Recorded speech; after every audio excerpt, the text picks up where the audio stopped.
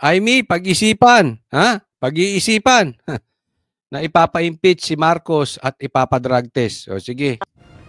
Preliminary finding pa lang to na talagang walang obligasyon ang Pilipinas na iaresto si dating Pangulo, na yung ating pamahalaan ang determinado na lumahok doon sa pag-aresto ni Presidente Duterte, at ikatlo na... Okay, so hindi naman talaga pinapa-aresto si PRRD. Alam nyo, hindi ko sinasabing iboto nyo si Amy. Ako, I still consider her as a Marcos. So kayo na mag-decide, no? But as for me, hindi ko iboboto to. Okay? Pero kayo mag-decide, hindi ko po kayo didiktahan.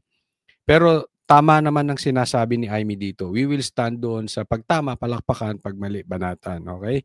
Hindi ko kinakampihan, pero at least may nakukuha tayo magaganda dito kay Amy na sinasabi niya.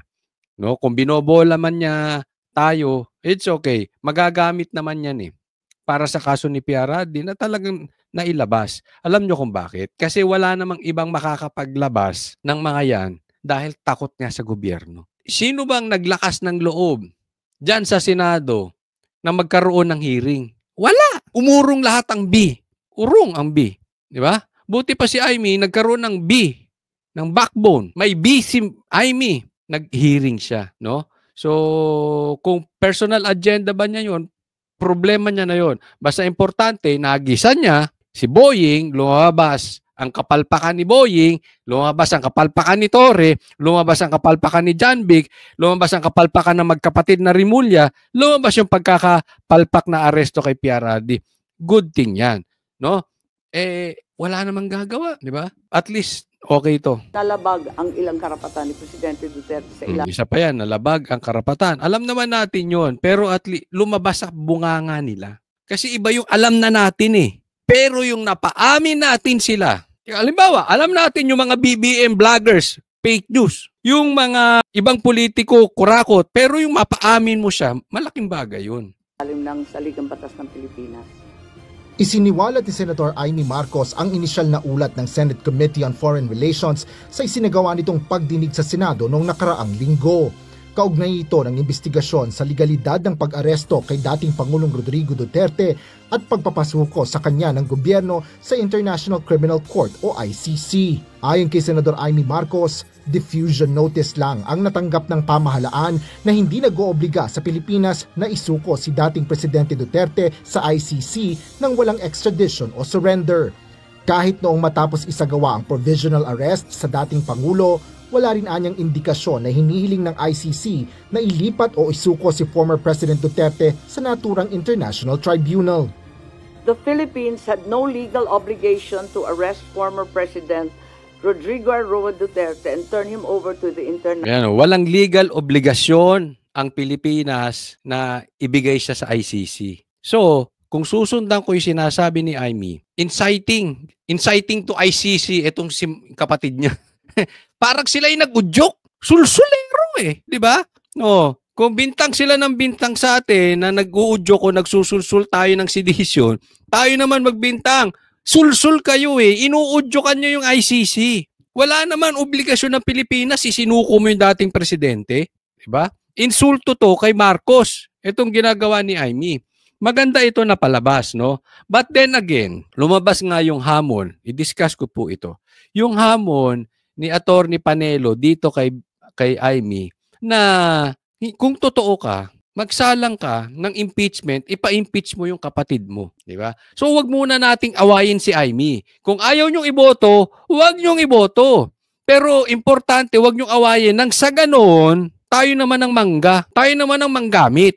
Gamitin lang natin tong pangbubulgar niya. Malay mo. Kasi tingnan ninyo sa lahat ng alyansa senatoriables bago siya nag-quit, siya po ang pinakamalaki ang dinausdos. Simula nung hinuli si Tatay Digong. Yung galit ng taong bayan kay Marcos, sa kanya napunta. Nagalit ba't wala kang ginagawa? Siguro ganon. Or wala talagang tiwala.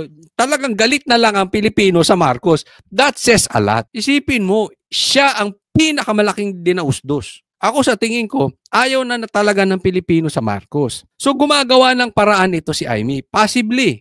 So gamitin lang natin. Huwag muna nating awayin. Malay mo, pag nakikita niya na nape-pressure siya at hindi siya inaaway ng DDS, malay natin, ipa-impeach niya yung kapatid niya. Napakinabangan natin.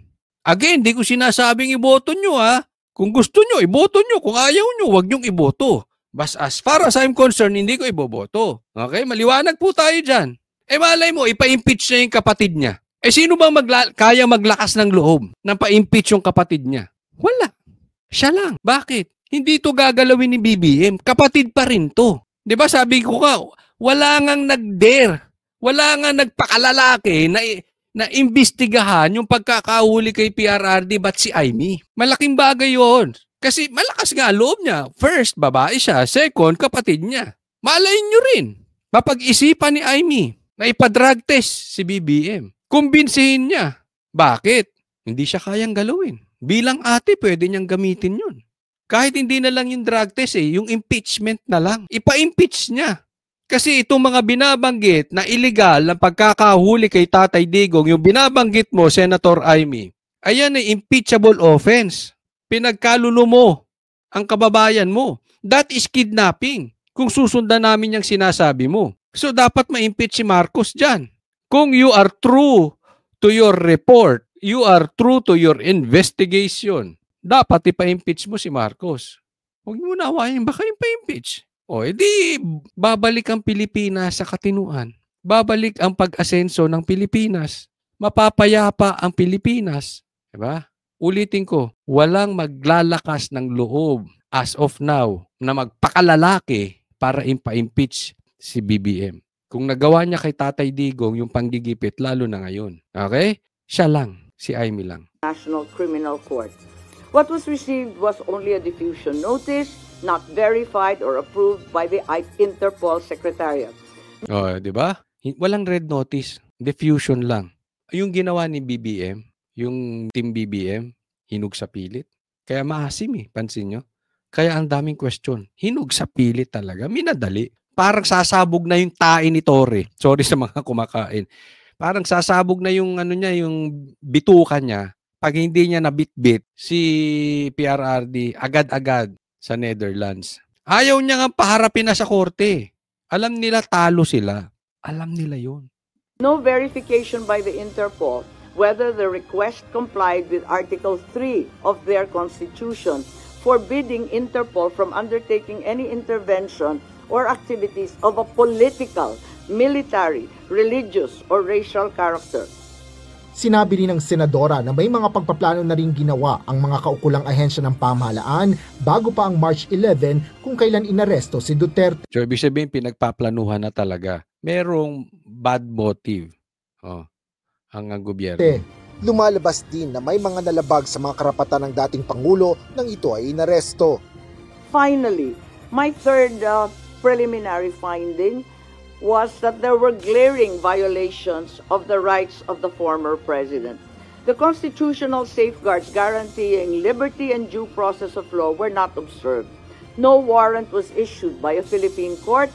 The arrest did not fall within the exceptions of a warrantless arrest. Ang pinaano niya dito, hindi nag-issue yung korte natin na kung saan may jurisdiction tayo kay PRRD. Walang warrant of arrest. Maliwanag yan. At hindi nagfo-fall doon sa warrantless arrest ang pupwede. Okay? Kasi may mga halimbawa na pwede ka mag-aresto ng tao kahit walang warrant of arrest. Halimbawa, ongoing yung crime.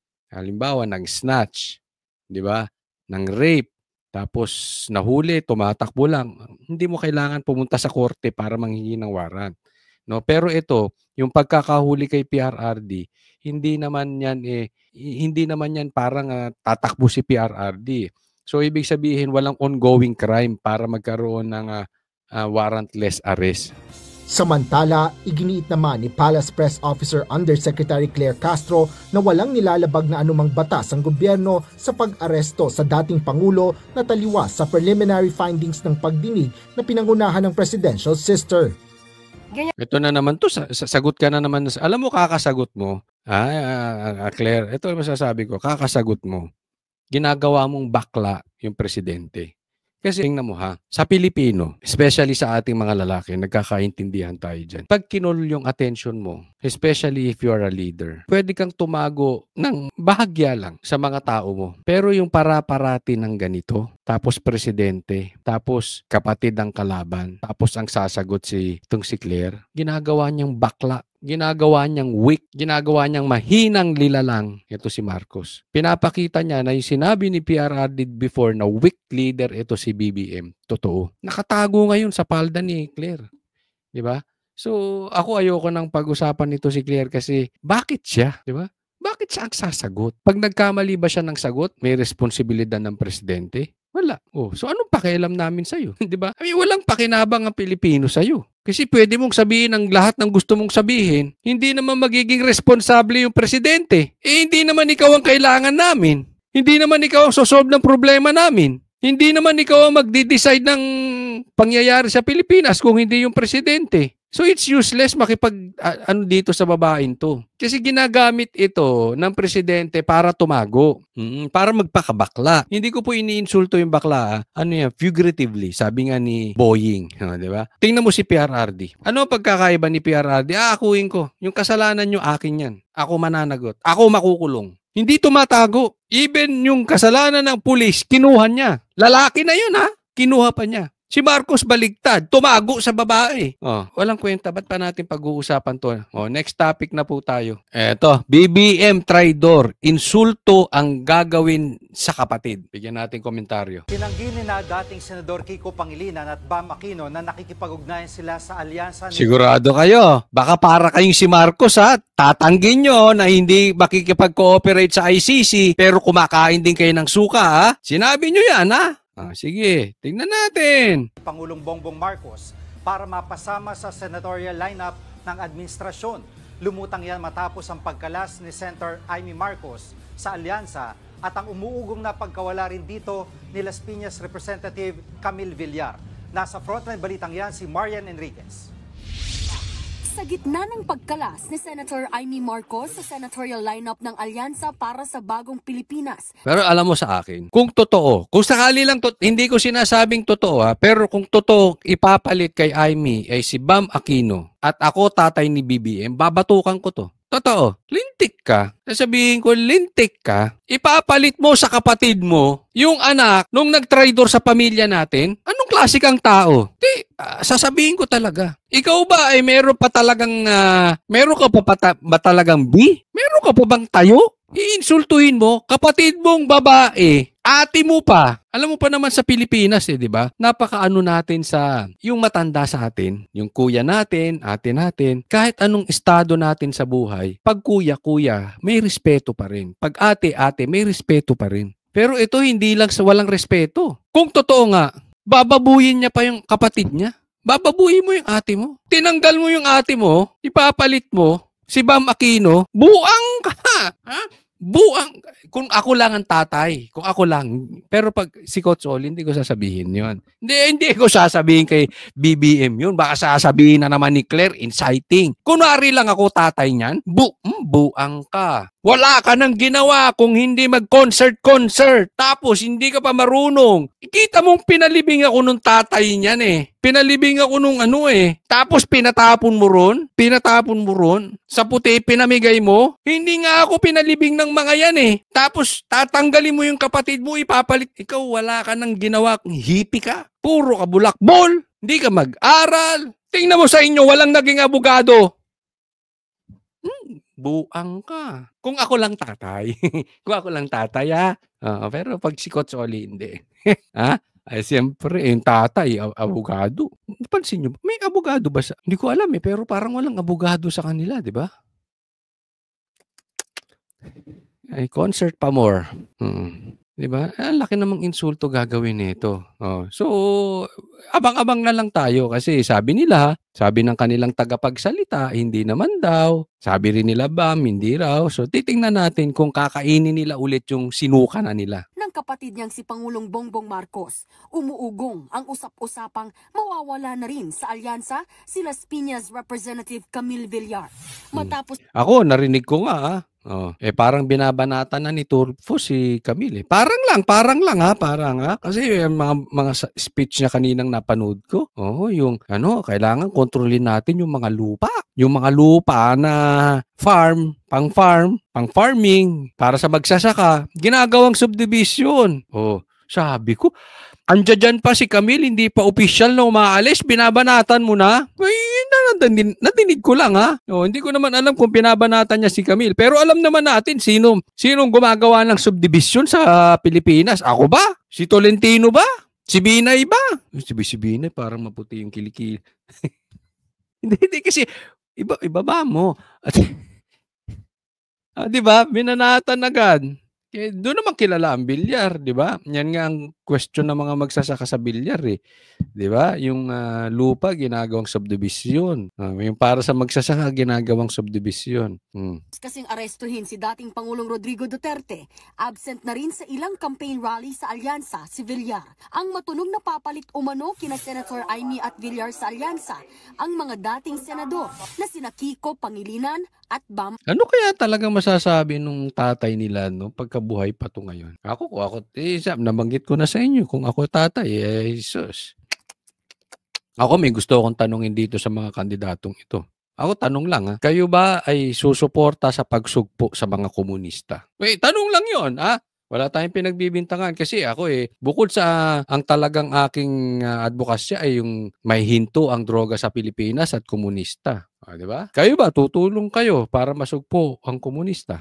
Aquino, pero nanggaling na mismo sa campaign manager ng Alyansa na sina Votas Representative. Ayan. That's completely untrue. I haven't met with Bam Aquino and Kiko Pangilinan. So titingnan natin.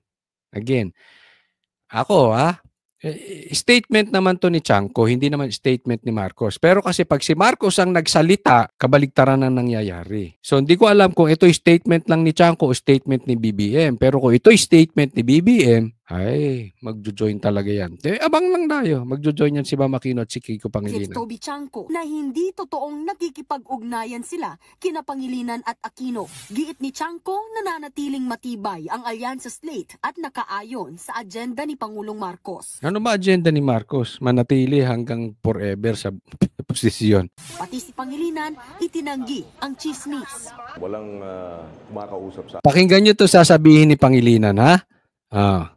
Wala daw kumakausap sa kanya. Mula sa alyansa tungkol sa anumang coalition. Busy tayo sa kampanya. Sa kabila nito, bukas naman daw sila kung magkakaisa sa pagsusulong ng kanilang pangunahing advokasya. Mula pa naman nung umpisa, sinabi natin walang kulay ang gutom. Ayan, yun na. So, simula pa lang walang kulay ang gutom. So, ibig sabihin, basta maitutulak ko yung aking advokasya na walang magugutom, pwede ako sa alyansa. Ganun Pwede ako sa Team Marcos. Kain suka! Pag tinuloy. Ha? Abang tayo. So kung ano man yung mga sinasabi po nila, sa atin bukas tayong makipagtulungan. Kung ano man sinasabi nila, bukas tayo sa pakipagtulungan. Saan? Sa Team Marcos? Whether it's Alyansa, PDP. Hindi ka tatanggapin sa PDP. Huwag ka na doon. Promise, huwag mo nang banggitin ng PDP para lang banggitin sa isang sentence ang PDP at alyansa para lang maitago na pwede ka sa alyansa just in case maitutulak mo. Di umano ang pambobola mo tungkol sa usaping gutom. O iba pang grupo kung ang usapin ay food security. Food security. Ano nagawa niyo sa food security? Itinanggi rin ni Aquino na nakikipag- Tinanggi mo rin ha? Sige Ha?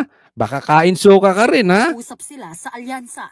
Panawagan niya sa mga taga-suporta, huwag daw madistract. Tuloy-tuloy daw ang kanilang kampanya. Ito po pag-usapan natin. Ha? Makakatulong ba kung magjo-join si Bam Aquino at saka si Kiko Pangilinan sa alyansa? Ako sa tingin ko walang effect. Why? Alam naman natin na ang pula at dilaw ngayon ay in connivance na. Oo. Pink, yan ang pink. 'Di ba pag pinaghalo mo ang pula at dilaw pink, tama ba? Hindi ko alam yung color combination eh. Oo. Basta alam naman natin, titingnan mo yung ibang vloggers ng dilaw. Kinakain na lang nila yung suka nila dahil sa ayaw lang nilang manalo ang Duterte dahil ang Duterte sinusugpo ang droga at sinusugpo ang komunista. Hindi ko alam kung anong motibo nila. But definitely, nakikiayo na sila sa Marcos dahil mahina na sila eh. Alam naman natin wala nang makinarya dilaw. Alam naman natin that they have problems pagdating sa pera, sa makinarya. Kasi alam, billions po ang usapan dyan sa eleksyon. Ha? So wala na sila noon. Kaya yung mga dilawang vloggers, yun na, kinakain na lang nila yung sinuka nila para lang at least sila, nagagamit nila si BBM, hindi ang Duterte. At magtutulong sila ang kalabanin ng Duterte. So kaya para sa akin medyo walang effect eh. Dahil ang supporters ngayon ng Dilaw, they have no choice. Dalawa lang yan eh. Di ba? Yan lang naman talaga ang malakas dyan sa team na yan. So, pipili yan, doon na rin sa alyansa. Ang Dilaw talaga ngayon, I'm talking about the hardcore Dilaw. Talagang magpupula din yan. Para lang hindi manalo ang Duterte. Kaya lang, meron yung mga talagang nasa gitna eh, na hindi naman hardcore pula, hindi naman hardcore Dilaw. Diba? So, andyan ang pagtatalunan eh. Halimbawa, ang Luzon, ang Visayas, Mindanao, for sure Duterte yan. Diba? Ang magkukuhanan na lang dito kung makakakuha tayo ng maraming boto sa Luzon. And sila, they will try to get as much as they can sa Visayas. But kasi, Mindanao, given na yan. Mindanao, ang Muslim, basta dyan sa part na yan, yung Sub-Saharan, ika nga ni Richard, Team Duterte na yan. So, doon na lang eh. Yung hindi hardcore. Tuloy-tuloy daw ang kanilang kampanya. Wala naman daw alam tungkol dito si Senator Amy. Nabasa niya lang daw sa dyaryo ang sinasabing pagpalit ni Pangilinan at Aquino sa kanila ni Villar. Parehong miyembro ng Nationalista Party sina Villar at Senator Amy. Hanggang ngayon, kasama pa rin ang Nationalista sa alyansa. Dagdag pa ni Amy, wala pang anumang utos o direktiba ang partido kung saan sila kabilang. I saw her dad yesterday. Wala namang binanggit. Tinatanong ko, may direktiba ba ang NP? Sabi nila, wala. Pero kung kung tumuloy si Camille Villar, good thing na rin, no? At least hindi man ako pabor kay Camille din, but at least nanindigan yung bata. Di katulad ng ibang trapo. Oo, karamihan naman diyan mga anti-BBM di ba? Oh, nasa alyansa na 'yan. Anti-BBM yan. Anti-Marcos yung mga yan. Hindi man lahat, marami dyan anti-Marcos. Kinain nila, suka nila. Dinaig pa sila nitong si Camille. Kung totoong tutuloy siya na babaklas, maninindigan. Well, antayin natin kung magkakatuluyan. Tingnan natin kung may isang salita rin to si Kiko Pangilinan at saka si Bam Aquino at saka to si Marcos na hindi raw sila hindi raw totoo. We'll see, okay? Pero suggestion ko lang, kayo mga anti-Marcos dyan at naniniwala na illegal ang pagkakaaresto kay Tatay Digong. Pakalalaki naman kayo, ba't nandiyan pa kayo?